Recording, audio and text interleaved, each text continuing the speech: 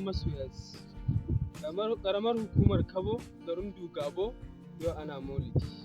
Nurul Huda Islami sun yi sanarwa saboda haka kan me kasa a goya karama kalla. To ai mu je ba za a bar na a baya ba.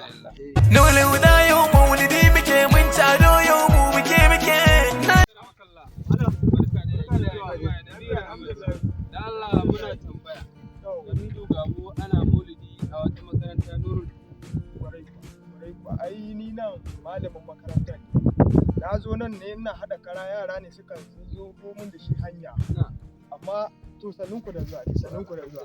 Malam an yi so? To sannunku da zuwa, sannunku da zuwa. Sai yan mu tafi ko? To na. Alhamdulillah. Lamarin manzon Allah Sallallahu alaihi wasallam. mu ba za mu fasa ba.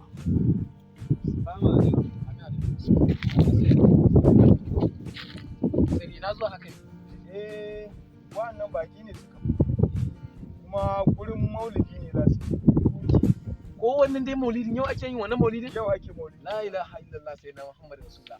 Gaskiya zan ba duk abin da nake wajen wannan gabatar da maulidi na Annabi Muhammad saboda ban da wani abu da yake gabana wanda ya fi na je na halarci wajen da ake yin maulidin manzo Allah sallallahu alaihi wasallam. Ku zo mu tafi.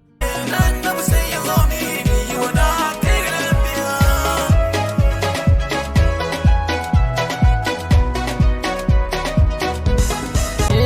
ya zimi ka bani kulawa kare ni iya karewa shiryar da yin kyakkyawa kai ka bari in dinga gazawa ka so ni soyayyarka ka raba ni da sakogonka ya ilahi ka bani hikimarka kan ne rauni